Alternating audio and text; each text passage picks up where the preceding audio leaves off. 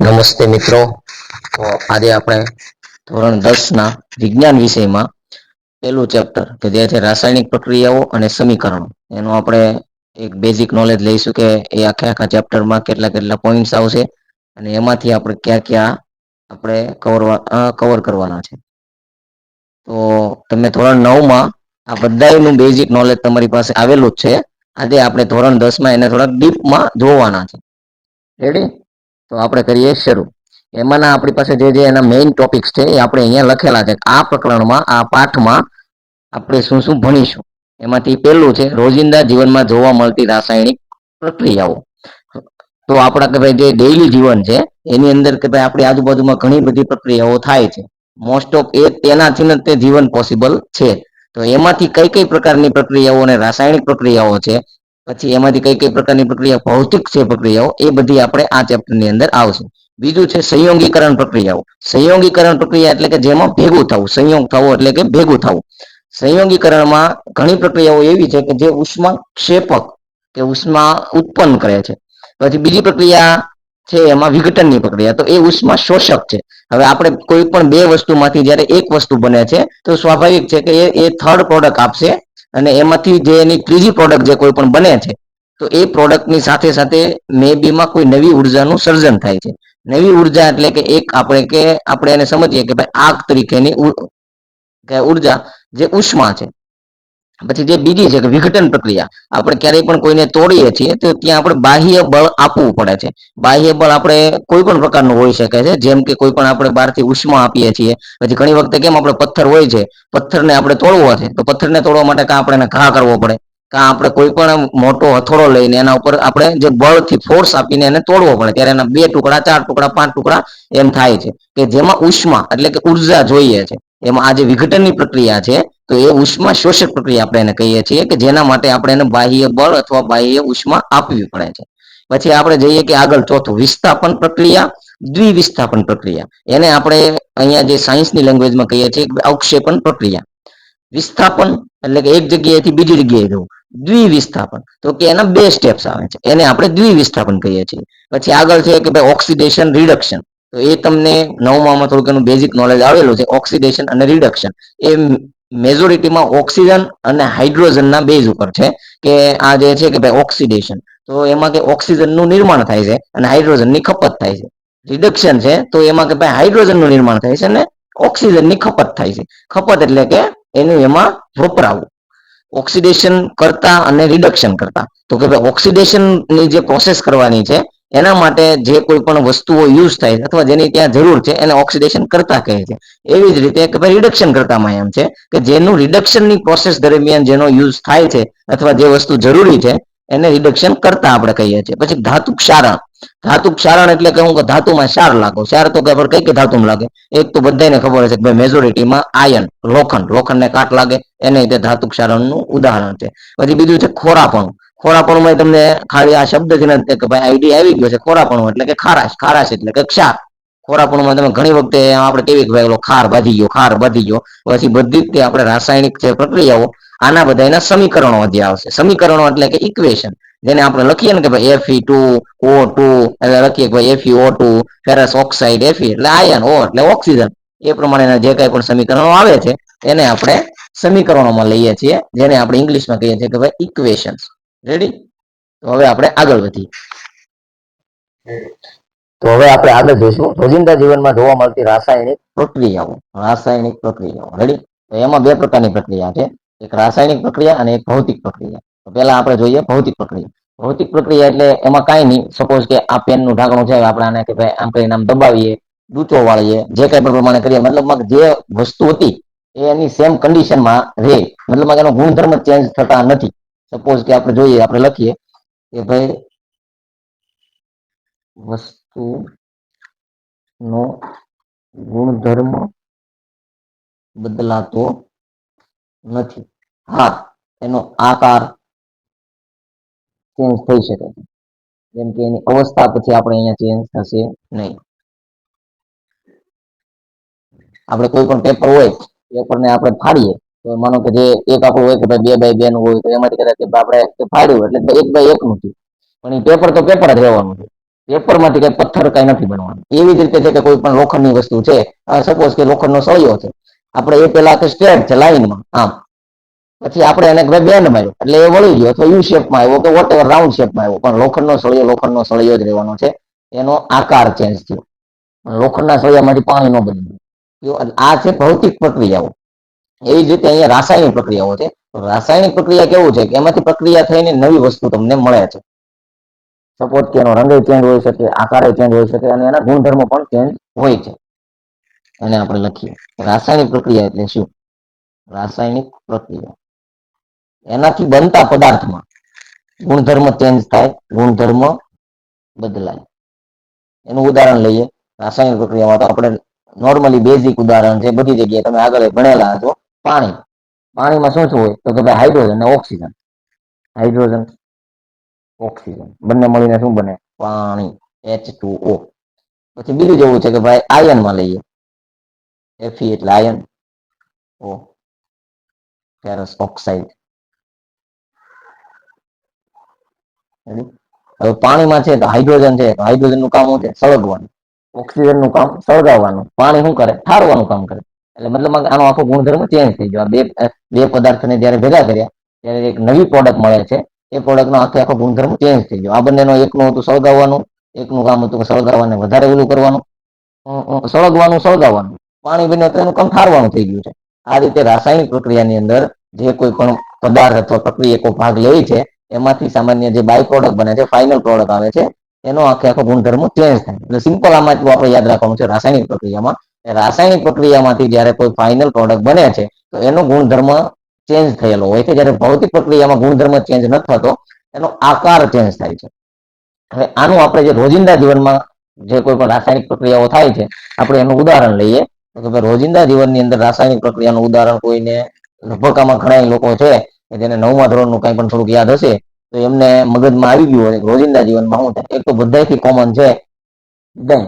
દૂધમાંથી દહીંનું બનવું. દૂધે પીતા હશે, દહીં ખાતા હશે, છાશે જે પીતા હશે. રેડી? તો આ બધામાં એક વસ્તુ છે કોમન, કે દૂધમાંથી દહીં બનવું. રેડી? તો હવે દૂધમાંથી દહીં બને છે, એ રાસાયણિક પ્રક્રિયા છે. કઈ રીતે? તો ભાઈ દૂધનો શું ગુણધર્મ હોય? દૂધ મીઠું હોય. હવે એમાંથી ફાઇનલ જે પ્રોડક્ટ બને છે દહીં, તો એ ખાટાશ ઉપર હોય છે. દૂધ લિક્વિડ ફોર્મમાં હોય છે, દહીં સોલિડ ફોર્મમાં હોય છે, અથવા સેમી સોલિડ ફોર્મમાં હોય છે. સેમી સોલિડ ફોર્મમાં હોય છે. સોલિડ એટલે ઘન પદાર્થ, બધાને આઈડિયા છે. હવે દૂધમાંથી દહીં બનવા માટેની રાસાયણિક પ્રક્રિયામાં માઇક્રોબાયોલોજીના લેક્ટોબેસિલાઈ કરીને જે બેક્ટેરિયા આવે છે, એનો હોય છે રોલ. કે દૂધની અંદર આપણે જે મેળવણ નાખીએ છીએ છાશમાં, છાશની અંદર લેક્ટોબેસિલાઈ નામના બેક્ટેરિયા હોય છે.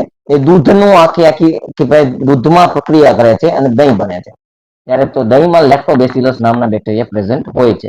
દૂધમાં લેક્ટેજ હોય છે, જે એનું વિઘટન કરીને કે ભાઈ લેક્ટેજનું વિઘટન લેક્ટોબેસિલાઈ કરે છે અને ફાઇનલ પ્રોડક્ટ દહીં મળે છે. આપણા રોજિંદા જીવનમાં મળે છે, જોવા મળે છે. પછી લોખંડને કાટ લાગવું.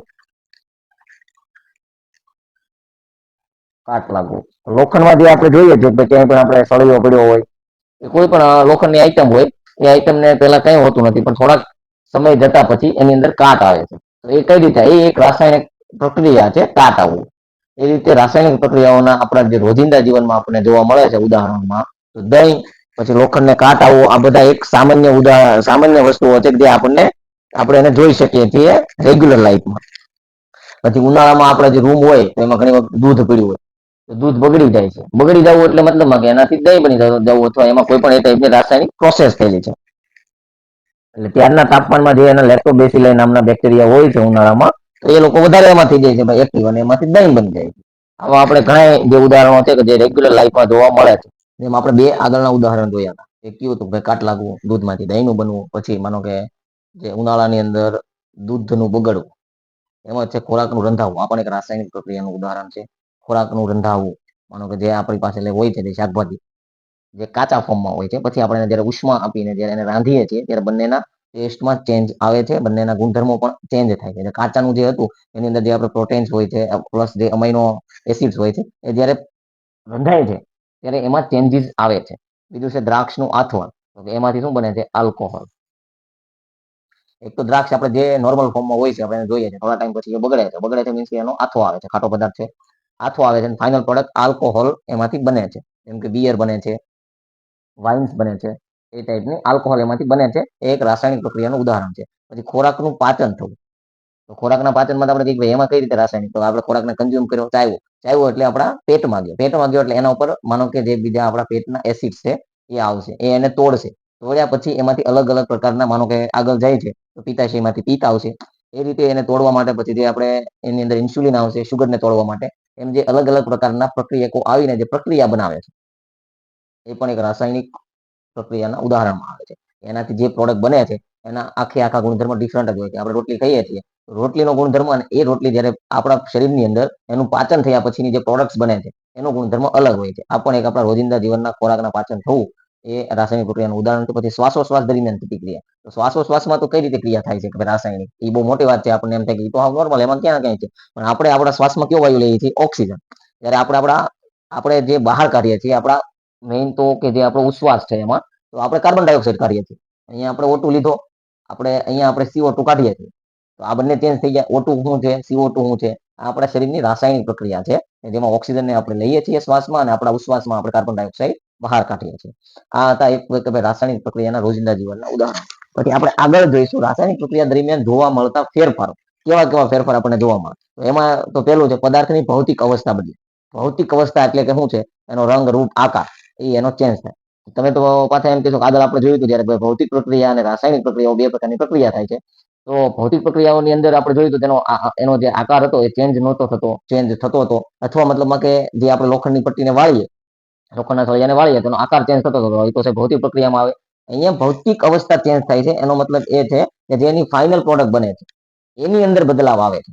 જેમ કે આપણે પાણી છે, પાણીને જમાવી દઈએ તો બરફ બને છે. તો પાણી પ્રવાહી અવસ્થા હતી, પણ બરફ એની થઈ ગયો છે ઘન અવસ્થા. એ રીતે તે આ પ્રકારનો એક એમાં પેલી વસ્તુ છે કે એની ભૌતિક અવસ્થા બદલાય છે.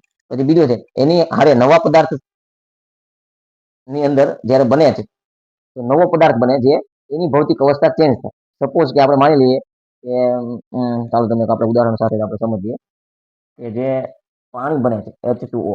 તો હાઇડ્રોજન છે એ ગેસ છે, ઓક્સિજન છે એ ગેસ છે, પણ જ્યારે પાણી બને છે તો એ પ્રવાહી છે. ગેસ છે, ગેસ છે. એવી જ રીતે જ્યારે દૂધમાંથી દહીં બને છે, જે દૂધ છે એ લિક્વિડ ફોર્મમાં હોય છે, એટલે કે પ્રવાહી છે. અને જ્યારે દહીં બને છે તો દહીં સોલિડ ઘનમાં હોય છે અથવા સેમી સોલિડ હોય છે. એ રીતે એની જે કંઈ પણ છે એ ભૌતિક અવસ્થા બદલાય છે રાસાયણિક પ્રક્રિયાઓમાં. પછી રાસાયણિક પ્રક્રિયાઓમાં બીજું એક થાય છે કે રાસાયણિક પદાર્થના રંગમાં પરિવર્તન આવે, એટલે કે કલર ચેન્જ થાય છે. સપોઝ કે આપણે રોજિંદા જીવન, હા તો ભાઈ સફરજન છે, સફરજનને આપણે જ્યારે એના બે ફાડા કરીએ છીએ, એનો કોઈ પણ ફાડાને આપણે થોડા ટાઈમ માટે રહે છે તો એ પહેલા વ્હાઇટ કલરનો અથવા ક્રીમિશ કલરનો હોય છે, પછી એનો કલર ચેન્જ થઈ જાય છે. આ પણ એક રાસાયણિક પ્રક્રિયાનું ઉદાહરણ છે. પછી પ્રક્રિયા દરમિયાન અમુક વાયુ ઉત્પન્ન થાય છે કે ગેસીસ ઉત્પન્ન થાય છે. પછી ઉષ્મા મુક્ત થાય છે, ગરમી થાય છે. માનો કે અમુક પદાર્થ હોય, જ્યારે બે પદાર્થનું રિએક્શન થયું, ફાઇનલ પ્રોડક્ટ બન્યો ત્રીજો પદાર્થ, એ ગરમ હોય છે, ઘણી વખતે ઠંડા હોય છે, ઘણી વખતે ગરમ હોય છે, એટલે ઉષ્માનું ઉત્પન્ન થાય છે. પછી તાપમાનમાં ફેરફાર થાય છે. એનું તે ઉદાહરણ છે કે જ્યારે ફાઇનલ પદાર્થ બને ઘણી વખતે ઠંડા પણ હોય છે અને ઘણી વખતે ગરમ હોય છે. આ બંનેના થકી તાપમાનનો ફર્ક આપણને દર્શાવે છે રાસાયણિક પ્રક્રિયાઓ દરમિયાન. તો આપણે અત્યારે જોયું કે રોજિંદા જીવનમાં આપણને કઈ કઈ રાસાયણિક પ્રક્રિયાઓ જોવા મળે છે. પછી એ પ્રક્રિયાઓ છે તો એમાં કેવા કેવા બદલાવ થાય છે. ગુણધર્મમાં બદલાવ થાય છે, પછી પદાર્થની અવસ્થામાં બદલાવ થાય છે, એના રંગમાં પરિવર્તન થાય છે, અને બાય પ્રોડક્ટ તરીકે એમાંથી શું બને છે તો કે ભાઈ ઘણી વખતે ગેસ બને છે. પછી ઘણી વખતે કેવું થાય છે કે એ પદાર્થ ગરમ હોય છે, ગરમ હોય છે ઇટ મીન્સ કે એમાં ઉષ્માનું નિર્માણ થયેલું છે, એટલે કે ઘણી ઉષ્મા પણ બને છે. આ ટાઈપથી આપણે આને જોઈશું. હવે આપણે આગળમાં રાસાયણિક સમીકરણો કેવી રીતે લખાય છે એનું ભાઈ શું આવે છે યોગ્ય ઉદાહરણ દ્વારા સમજાવું. એમાં આપણે જોઈશું કે મેગ્નેશિયમની પટ્ટીનો ઓક્સિજનની હાજરીમાં દહન થતા મેગ્નેશિયમ ઓક્સાઇડ બને છે. આ તો આપણે લખ્યું. હવે તો બધા સમીકરણ શું છે? સમીકરણ એ વસ્તુ છે કે આપણે એને ટૂંકમાં કઈ રીતે લખી શકીએ. આખા વાક્ય બન્યું છે આ વિજ્ઞાનની ભાષામાં, તો એને આપણે ટૂંકમાં વિજ્ઞાનની ભાષામાં કઈ રીતે લખી શકીએ એને સમીકરણ કહેવાય. તો કે ભાઈ આપણે મેગ્નેશિયમની પટ્ટીનું અહીંયા ઓક્સિજનની હાજરીમાં દહન કરવું છે, તો મેગ્નેશિયમ એટલે Mg2, આ ઓક્સિજન એટલે O2.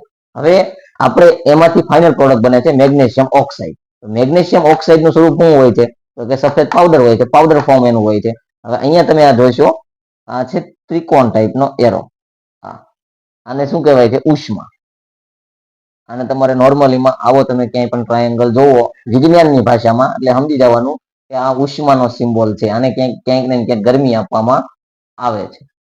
આને તમારે કદાચ યાદ રાખવું હોય તો તમે નોર્મલીમાં ફ્લેમ જોશો ને, કોઈ પણ, તો એ તાપ આ રીતે ધડકતો હશે. બર્નરમાં જોઈશો, વોટેવર તમે ક્યાંય પણ તાપની જે ઓલી કહેવાય ને છોડો ઉડતી હોય અને જોશો ને એટલે તમને આ ટાઈપના શેપમાં ક્યાંક દેખાય કે જેમાં ઉપરની સાઈડનો અહીંયા અણી હોય અને અહીંયાથી એ પોળું હોય. એટલે એ રીતે યાદ રાખો કે આ ટાઈપનું આવે ટ્રાયેંગલ એટલે આ ગરમી. એમાં ઈ કોઈ પણ પ્રોસેસ થાય છે ત્યાં ગરમીની જરૂર છે. એટલે આ ઉષ્મા મેગ્નેશિયમ ઓક્સાઇડ બને. હવે હજી આપણે અહીંયા નીચે આવી જઈએ. અહીંયા મેગ્નેશિયમ છે સોલિડ ફોર્મમાં, ઓક્સિજન છે ગેસ ફોર્મમાં. એની પ્રક્રિયા થાય છે, મેગ્નેશિયમ ઓક્સાઇડ બને છે સોલિડ ફોર્મમાં એટલે કે પાવડરમાં. હવે આમાંથી આપણે કે ભાઈ આમાં પ્રક્રિયકો કોણ છે અને નિપજો કોણ છે, બે ને આપણે જોઈએ. આપણે આ બધાને લખી જ નાખીએ પણ આમાં પાછા ઈ પૂછશે કે આપણે માનો કે કોઈક સાહેબ આવ્યા છે કે કોઈ પણ જગ્યાએ, કે આપણા માટે તે બેઝિક નોલેજમાં છે કે આ બે થી આ વસ્તુ બને છે, આ મેગ્નેશિયમ ને ઓક્સાઇડ થી.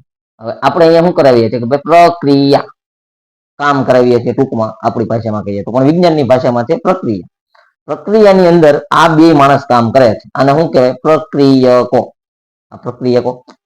પછી બીજું છે કે આ પ્રક્રિયા થઈ એનું ફાઇનલ કઈ રિઝલ્ટ મળશે. રિઝલ્ટ મળશે તેને વિજ્ઞાનની ભાષામાં નિપજ. આપણે કહીએ કે ભાઈ નીપજ્યું હું તમને, એ આ નિપજ મેગ્નેશિયમ ઓક્સાઇડ. હવે હજી આ બીજી રીત છે, અને સિમ્પલ આપણે યાદ રાખવાની. આ એરો છે, આને પકડી લો એરાને.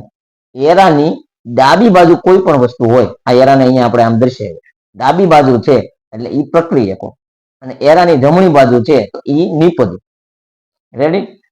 કઈ રીતે જોજો, પાછું બીજી વાર કહું છું. પ્રક્રિયકો જે પ્રક્રિયામાં ભાગ લે છે એને પ્રક્રિયકો કહેવાય. તો આ પ્રક્રિયાની અંદર ભાગ લેવા વાળા તો પેલા આ બે જતા, પછી ત્રીજું આ એનું રિઝલ્ટ મળ્યું. એટલે આ બે ને પ્રક્રિયા પ્રક્રિયામાં ભાગ લેનારને પ્રક્રિયકો કહેવાય. આ પ્રક્રિયા હતી મેગ્નેશિયમ અને ઓક્સિજનની, તો આમાં મેગ્નેશિયમ ને ઓક્સિજન ને પ્રક્રિયકો કહેવાય છે, અને એમાંથી ફાઇનલ પ્રોડક્ટ મળે છે મેગ્નેશિયમ ઓક્સાઇડ. તો આ આની નિપજ મળે, આને નિપજો કહેવાય છે. અને એની બીજી ટ્રીક કીધી કે પકડી લેવાનો આ એરાને પ્રોસેસના. એરાની ડાબી બાજુના હંમેશા પ્રક્રિયકો હોય છે, અને જમણી બાજુમાં જ્યાં આ એરાની નિશાની આમ આવે છે, આમ આવે છે, અને અહીંયા જ્યાં લખેલું હોય છે એને નિપજો કહેવાય છે. ચાલો આગળ આપણે જોઈએ. ચાલો તો આપણે અત્યારે છે જે શીખવાનું છે સમીકરણ લખાય કેમ, સમીકરણ હોય કેવું સમીકરણ. જે પેલા વિજ્ઞાનની ભાષામાં શબ્દોમાં લખતા હતા એ સમીકરણ કે જેના માટેનું સ્પેશિયલ આખી આખું એક ફોર્મેટ છે એ છે.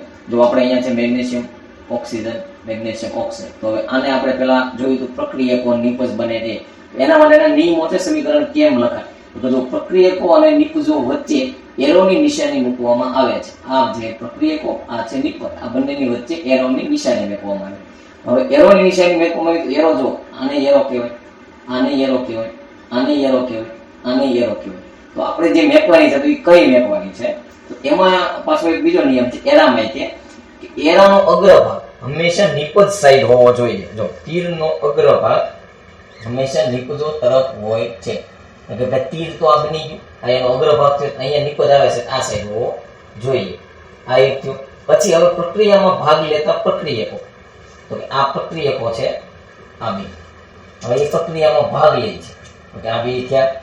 એ એક કરતા વધારે હોય, એટલે કે એક થી આ વધારે બે થયા, તો એમની વચ્ચે આ પ્લસની સંજ્ઞા મૂકવામાં આવે છે, જે આપણે અહીંયા મૂકી.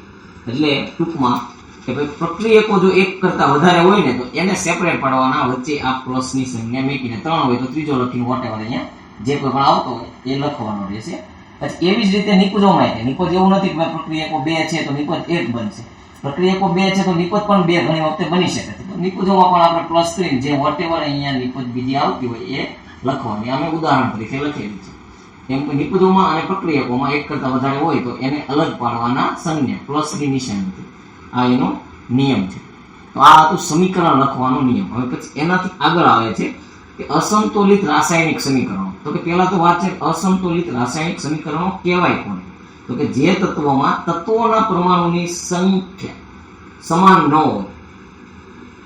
એ કઈ રીતે? તો કે આ તત્વ છે, તો આ 2 છે, આ ઓક્સિજન છે, O2 અહીંયા આવશે, આ 1 છે, મતલબ Mg અને O2 ટૂંકમાં આ બંને થયા, MgO બને. એમાં એ બંનેને સંતુલિત કરવાના. અહીંયા 2 છે તો સામેની સાઈડમાં પણ 2 થવા જોઈએ ટોટલ. અહીંયા 1 છે તો સામે 1 થવા જોઈએ. હવે એને આપણે ઉદાહરણ દીધું, magnesium MgO2, oxygen MgO, magnesium oxide બને. અહીંયા મેગ્નેશિયમ 1 છે, ઓક્સિજન 2 છે. અહીંયા જુઓ તો મેગ્નેશિયમ 1 છે, ઓક્સિજન 1 છે. એક ઓક્સિજન ગયો ક્યાં? તો હવે માનો કે કોઈ બીજી પ્રોડક્ટ બની નથી, એટલે તો આ નથી ઓક્સિજન છે, અને અહીંયા આપણે સંતુલિત કરવો પડે. સંતુલિત કરવા માટે નો એક છે બીજું તમને કહું, જો મેગ્નેશિયમ O2 આપણે લખી શકીએ કે 2MgO લખી શકીએ. અને હવે આને પાછું સમજવા માટે 9મા ધોરણમાં આપણે જે ભણ્યા હતા સંયોજન MgO, મેગ્નેશિયમનું સંયોજન શું થાય +2, ઓક્સિજનનું શું છે -2, ત્યારે આ સંતુલિત થાય છે. અત્યારે આપણી પાસે પ્રેઝન્ટમાં અહીંયા 2 ઓક્સિજન છે.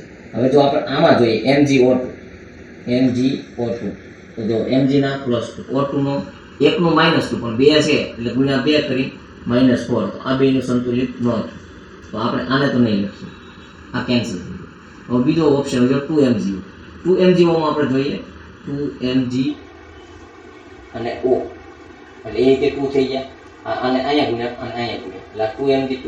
હવે 1 Mg ના +2 છે, આ બીજું છે એટલે ગુણ્યા 2 કરી નાખ્યા એટલે આ 4 થઈ ગયા. અહીંયા O2 છે, 1 ના માઇનસ છે, પછી આ ગુણ્યા 2 કર્યા એટલે આ 4 થઈ ગયા માઇનસ. તો આ પાછું સંયોજન બેસે છે. તો આપણે અહીંયા 2MgO લખવાનું છે, સમજે. હવે આપણે અહીંયા જો 2MgO કરીએ છીએ અને સંતુલિત કરવા માટે, તો હવે જે અહીંયા થયું કે નહીં, માનો કે 2 મેગ્નેશિયમ અહીંયા થયા છે, 2 ઓક્સિજન અહીંયા થયા છે. કઈ રીતે 2 મેગ્નેશિયમ? તો કે 2 ગુણ્યા 1 મેગ્નેશિયમ એટલે 2 થયા, 2 ગુણ્યા 1 ઓક્સિજન એટલે 2 ઓક્સિજન થયા. એ રીતે તો અહીંયા ઓક્સિજન તો ચાલો 2 છે આપણી પાસે પ્રક્રિયકોમાં, પણ મેગ્નેશિયમ 1 છે. તો મેગ્નેશિયમને Mg2 આમ લખાય, એમ ન લખાય. તો હવે આપણે એને અહીંયા કરી નાખો 2Mg એટલે અહીંયા 2 મેગ્નેશિયમ થઈ ગયા આપણી પાસે, એટલે કે આ 2 મેગ્નેશિયમ આ એક આ જે સંખ્યા થઈ અને આ Mg2 નું જે આપણે સંયોજનમાં જોયું હતું +2 હતું. ઓક્સિજન 2 છે, 2 ઓક્સિજન એનું સંયોજનમાં જોયું હતું -2, આ 4 થઈ ગયા, આ 4 થઈ ગયા. એ રીતે ત્યાં અહીંયા 2 મેગ્નેશિયમ છે એટલે એના 4 થશે, 2 ગુણ્યા 2 4, અને અહીંયા છે તો એનું -4. એટલે આ આખું સમીકરણનું સંયોજન આ રીતે લખાય છે, સંતુલિત સમીકરણ આ રીતે થાય છે. હવે જો હજી એક તમને બીજી વસ્તુ બતાવું છું, પહેલાં થોડું બોર્ડ ભૂમી લઉં, જગ્યા આપણે કરી લઈએ, પછી પાછું નવું કંઈક કરી રેડી. હા કરીએ, ઉતાવળ કરો તમારી હાટું થાય છે. આ મેગ્નેશિયમ લઈશું. હવે આપણે જે નિયમ હતો કે પ્રક્રિયામાં ભાગ લેનાર પ્રક્રિયકો એક કરતાં વધારે હોય, મેગ્નેશિયમ ઓક્સાઇડ બનાવવા માટે એકલા મેગ્નેશિયમથી બનશે નહીં, ઓક્સિજન એ જોશે. તો પ્રક્રિયકો 2 થઈ ગયા, એક કરતાં વધારે, તો એમ શું કરવાનું, પ્લસની સંજ્ઞાથી અલગ કરવાનું. આ પ્લસની સંજ્ઞા લખી, પેલો નિયમ કામ કરી ગયો. બીજું છે ઓક્સિજન, હાલો લખ્યો. હવે આ તો પ્રક્રિયકો થઈ ગયા, બનશે હું નિપજ. તો હું બીજો નિયમ આવ્યો કે પ્રક્રિયકોમાંથી જ્યારે નિપજ બને છે તો આપણે એને એરાથી અલગ પાડીશું. તો પાછો આપણે લખ્યો તો ખરો એરો, પણ એરામાં પાછું શું હતું કે નિપજો સાઈડ એરાનો અગ્રભાગ રહેશે, એટલે નિપજ અહીંયા આવશે એટલે એરાનો અગ્રભાગ આવી ગયો. હવે નિપજ બની મેગ્નેશિયમ ઓક્સાઇડ બની ગઈ. એટલે પેલો જે આપણે સમીકરણ લખવા માટેનો નિયમ હતો એને આપણે ફોલો કર્યો. પછી હજી એમાં શું હતું એક બીજું કે નિપજો જો એક કરતાં વધારે હોય તો એને પણ આપણે પ્લસના સાઇનથી અલગ પાડીશું, પણ આપણે અત્યારે પ્રેઝન્ટ કેસમાં નિપજો એક કરતાં વધારે નથી એટલે આપણે ખાલી MgO રાખીશું. પછી બીજું હતું એ આપણું જે સમીકરણ લખવા વાળું પત્યું, પછી બીજી આપણે ક્યાં આવ્યા સમીકરણને સંતુલિત કેમ કરવું. તો એના માટેનું આપણે જે 9મા ધોરણ વાળું સંયોજનનો નિયમ આપણે લગાવ્યો. તો હવે આને સંયોજનના નિયમ પ્રમાણે જ્યારે આને સંતુલિત કરવું છે એટલે અહીં 2MgO થઈ ગયું. મેગ્નેશિયમ પ્લસ ઓક્સિજનમાંથી મેગ્નેશિયમ ઓક્સાઇડ 2 ભાગમાં બની ગયું. ટૂંકમાં કે ભાઈ સમીકરણ કેમ લખવું એ ત્યાં સુધીની વાત આપણે અત્યારે સમજી. હવે હું તમને આપણે પહેલેથી આ વિડીયોમાં જે પહેલેથી છેલ્લે સુધીમાં આપણે શું સમજ્યા છીએ એનું તમને એક થોડીક જસ્ટ નાની એમથી હાઇલાઇટ આપી દઉં, એને આપણે ફટાફટ આપણે સમજી લઈએ. તો આપણે અત્યારે પહેલેથી જે વિડીયો બન્યો છે એમાંથી અત્યાર સુધીમાં શું શું સમજ્યા. તો પહેલાં તો આપણે જે ચેપ્ટરનું નામ હતું રાસાયણિક પ્રક્રિયાઓ અને સમીકરણો. રાસાયણિક પ્રક્રિયામાં આપણે 2 પ્રકારની પ્રક્રિયા પહેલા જોઈ હતી કે ભાઈ પહેલી જોઈ હતી કઈ રાસાયણિક પ્રક્રિયા, બીજી જોઈ હતી એમાં ભૌતિક પ્રક્રિયા. ભૌતિક પ્રક્રિયામાં શું હતું કે એમાં જે ફાઇનલ પ્રોડક્ટ બને છે એનો ગુણધર્મ ચેન્જ નથી થતો. હા, એનો આકાર ચેન્જ થઈ શકે, એનું કદ ચેન્જ થઈ શકે, પણ ગુણધર્મ ચેન્જ નથી થતો. એને આપણે સમજ્યા હતા પેપરને ફાડીને. પેપરના તમારી પાસે એક મસ્ત પેપર છે A/4 નું, એને તમે ફાડી નાખ્યું, એનાથી નાનું થયું, પણ પેપર જ જોયું, એમાં કઈ ચેન્જ થયો નહીં. જ્યારે આપણે રાસાયણિક પ્રક્રિયામાં સમજ્યા હતા કે દૂધમાંથી દહીં બને છે, તો દૂધ પહેલા લિક્વિડ હતું, દૂધ પહેલા મીઠું હતું, પણ એનું જે દહીં બન્યું છે જે રાસાયણિક પ્રક્રિયા થઈને, તો એ માનો કે લિક્વિડમાંથી સોલિડ બન્યું છે, ઘન પદાર્થ બન્યો છે અથવા સેમી સોલિડ બન્યો છે. પછી જે પેલા મીઠું હતું એ ખટાશ ઉપર આવી ગયું છે, એ એક રાસાયણિક પ્રક્રિયાનું ઉદાહરણ. બીજું આપણે કાટમાં જોયું તો જે લોખંડનો સળિયો હતો કે લોખંડનું વોટેવર થ્રીડી સાંકળ જે કાંઈ પણ હતું એ પેલા પ્યોર રેડી મસ્ત ટકરા જેવું તમે આમ એને ટચ કરો તો પણ કઈ નહોતું થયું. પણ બીજી વખતે જ્યારે એમાં કાટ લાગ્યો છે, ભેજ આવ્યો છે, સમય ગયો છે, કાટ લાગ્યો છે, કાટ લાગ્યો એટલે રાસાયણિક પ્રક્રિયા થઈ. તો એમાં કાટની પોપડી મારી ગઈ, તમે હાથ લગાવો તો હાથ ઉપર થોડો કાટ આવે. એ રોજિંદા જીવનનું જે આપણે ચેક કર્યું હતું કે ભાઈ જે રાસાયણિક પ્રક્રિયા હતી. બીજી વસ્તુ પછી આપણે આગળ જોઈ હતી કે ભાઈ શ્વાસોશ્વાસની ક્રિયા, તો આપણે ઓક્સિજનને શ્વાસમાં લઈએ છીએ પણ જ્યારે આપણે ઉચ્છ્વાસમાં કાર્બન ડાયોક્સાઇડ કાઢીએ છીએ, એ એક રાસાયણિક પ્રક્રિયાનું આપણે જોયું. પછી ત્રીજી વસ્તુ આપણે જોઈ હતી ભાઈ રાસાયણિક સમીકરણ કેમ લખવું. રાસાયણિક સમીકરણ કેમ લખવું એ જો અહીંયા તમારી સામે છે કે આ રીતે પ્લસની નિશાની ક્યાં કરવી, આ બોલો એરો ક્યાં કરવો, એની જે નિપજ આવે છે ઈ ક્યાં આવે છે, પછી આ પ્રક્રિયકો છે, પછી તો પ્રક્રિયકો ક્યાં લખવો, નિપજો ક્યાં લખવી, એના માટેનું આપણે જોયું હતું. તો કે પ્રક્રિયકો ક્યાં આવે, તો કે હંમેશા એરાની ડાબી બાજુ આવે. નિપજો ક્યાં આવે, તો કે હંમેશા એરાની જમણી બાજુ આવે. પછી નિપજોમાં કેવું છે, પ્રક્રિયકો એક કરતા વધારે હોય તો પ્લસ મેક્યા, એમ નિપજોમાં તે કે ભાઈ એક કરતા વધારે હોય તો પ્લસ મેકી, એને આપણે પાડવાના અલગ જે કંઈ પણ કરવાના થાય એ રીતનું પ્રક્રિયકોને નિપજોનું. પછી લાસ્ટમાં આપણે શું જોયું હતું, ઓકે અસંતુલિત સમીકરણ, એને સંતુલિત કઈ રીતે કરવાનું, એ મેં તમને સંયોજનનો વિયોજનનો નિયમ પાડીને સમજાય. સંયોજનનો નિયમ અત્યારે ચાલ્યો છે, ઘણી જગ્યાએ વિયોજનનો નિયમ ચાલતો હોય તો એ પણ એ આગળના લેવલમાં આવશે કે જ્યારે તમે 11, 12 સાયન્સમાં જશો, પછી કોલેજમાં જશો ત્યારના એ બધા નિયમો છે. પણ આ બધું અત્યારે બેઝિક છે કે જે તમારે આવનારા ભવિષ્ય માટેનો પાયો છે. જો તમારે આ અત્યારથી ક્લિયર હશે તો આગળ માટે તમારા માટે બહુ જ બધું સરળ થઈ જશે. આખા રસ્તા ખુલી જાય. તમે ત્યાં જાશો જ નહીં, તમે કદાચ માનો કે ભાઈ ગયા છો ભાઈ 11 સાયન્સમાં, તો તમે લગભગ તમારા સાહેબ તમને કહેશે એના પહેલા તમારી પાસે બેઝિક ક્લિયર હશે, તમને આવડતું જ હશે. અને એવું નથી તમારે ક્યારેય પણ આના માટેનું જોઈએ તો આ વિડીયો જ્યારે પણ આવશે યુટ્યુબમાં ત્યારે તમે એમાં કોમેન્ટ મારી શકો છો, સાહેબ મને આ નથી સમજાવવું, આને મારે વધારે સમજવું છે, અથવા તો આમાં મને ક્વેશ્ચન છે તમે મને કીધું એમાં, એની ટાઈમ તમારા માટે રિસ્પોન્સ આવશે અને પોઝિટિવ રિસ્પોન્સ જ આવશે, જેમાં કાંઈ ઘટે નહીં એવું. રેડી? તો હવે આની સાથે આપણે આ વિડીયો આપણો આજનો પૂરો કરીએ છીએ. ચાલો તો મળ્યા પછી આગળના વિડીયો.